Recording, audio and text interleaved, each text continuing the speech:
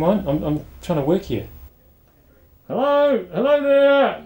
You might not be able to see me. This is Glennzb TV. We're putting Glennzb into your TV.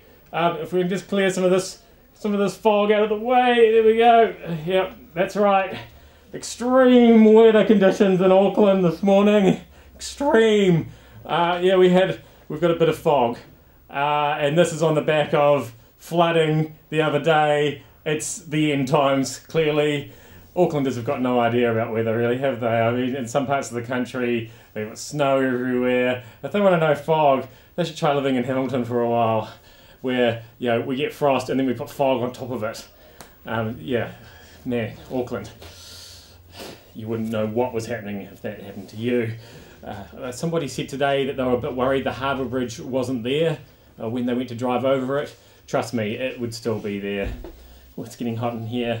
Because, guess what? They found the God particle. Yes, Stephen Hawking, he lost a bet with somebody. He bet someone $100 that they would not find evidence of the Higgs boson, which is the God particle. Now, if you're wondering what this is all about, I think I can explain it to you because I've listened to quite a few reports over the last few days, and this is it in a nutshell. Basically, God, right, had this particle which he used to make everything with, and he lost it, as far as I can gather. So then he thought, well, I'm God, I can get some really clever people to look for it, because I'm God, I can do whatever I want.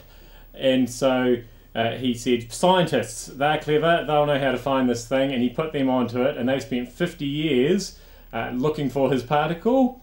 I guess they went down the back of the couch, looked everywhere, and they said that probably in the process they said, look, if you can't look after your particle, you won't be allowed another one. And he probably got a bit worried at that point, and then very relieved when yesterday they said, yes, don't worry, God, we've got your particle, you can have it back, but only if you promise to look after it.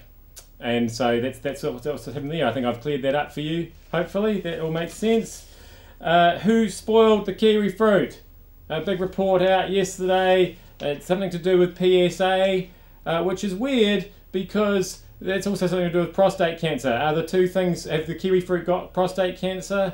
Or when you get prostate cancer, is that actually kiwi fruit growing somewhere it shouldn't be? I don't know what the connection is there, but we're taking steps to avoid that happening because it sounds terrible. This morning, Mitch Winehouse was on the breakfast show. Who's Mitch Winehouse, you may ask? Well, the clue is in that part of that issue there. He's Amy's dad. We couldn't get her up. She's not doing the live interviews quite so much anymore.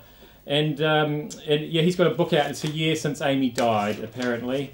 And so we asked him, you know, all about dealing with Amy's problems over the years.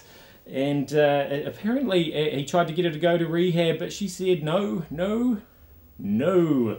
And another interesting story this morning as well, we've got new immigration rules in the UK. It's harder to move to the UK now, because apart from all the usual tests, you now have to know the national anthem, apparently, which I guess is fine if you're moving to England. It's not a bad national anthem, the words kind of make sense.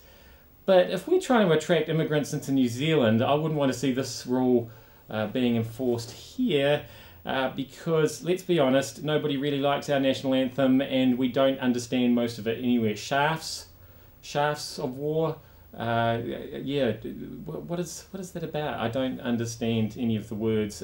Bonds, shafts, there's a whole lot of, that's barely even in English. In fact, these days, you're not even allowed to do the first bit in English.